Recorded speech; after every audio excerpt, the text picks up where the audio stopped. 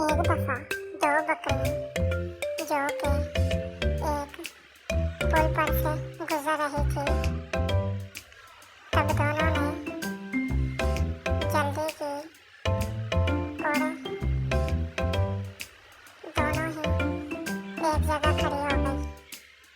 और दोनों ही एक दूसरे को रास्ता नहीं दे रहे थे। तब वो दोनों ही लड़ने लगी और एक दूसरे से लड़ रही थी। तब दोनों को गुस्सा आया और उन्होंने एक दूसरे से लड़ना शुरू कर दिया